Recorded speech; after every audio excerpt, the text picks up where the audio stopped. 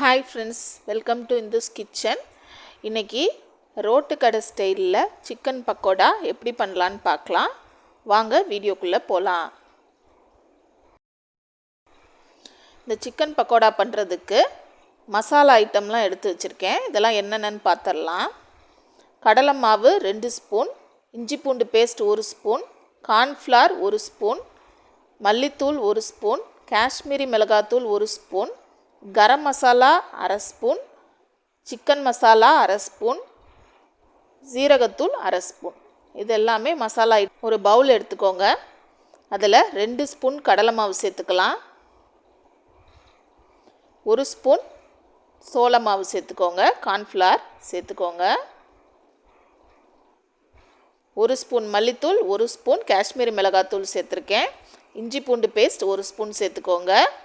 1/4 spoon garam masala, 1/4 spoon chicken masala, 1/4 spoon சீரகத்தூள். இது எல்லாமே சேர்த்துட்டு இதுக்கு தேவையான அளவு உப்பு சேர்த்துக்கலாம்.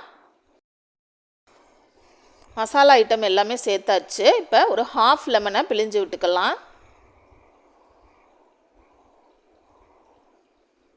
250 கிராம் சிக்கன் எடுத்திருக்கேன். 250 கிராம் சிக்கன் எடுத்திருக்கேன். இப்போ கொஞ்சமாக தண்ணி ஊற்றிக்கலாம். தண்ணி ரொம்ப சேர்த்துறாதீங்க, அளவாக சேர்த்துக்கோங்க. தண்ணி ரொம்ப அதிகமாக சேர்த்துட்டிங்கன்னா மசாலா சிக்கனில் ஒட்டாது. அதனால் தண்ணி கொஞ்சமாக சேர்த்துக்கோங்க. இப்போ எல்லா சிக்கனையும் சேர்த்து பிரட்டி வச்சாச்சு. இதை 4 to 5 hours நல்லா ஊற விடுங்க. அதுக்கப்புறம் சிக்கன் பக்கோடா போட்டு எடுக்கலாம். நம்ம பாருங்கள், 4 to 5 hours நல்லா ஊற வச்சாச்சு. இப்போ ஒரு கடாயில் எண்ணெய் ஊற்றிக்கலாம். எண்ணெய் ஊற்றி எண்ணெய் சூடாகட்டும். ரொம்ப ஹை ஃப்ளேமில் இருக்கக்கூடாது, மீடியம் ஃப்ளேம்லேயே வச்சுக்கோங்க. ரொம்ப சூடாகவும் கூடாது. மிதமான சூடில் இந்த மாதிரி போட்டு எடுங்க. மசாலா உதிராமல் நமக்கு நல்லா வரும்.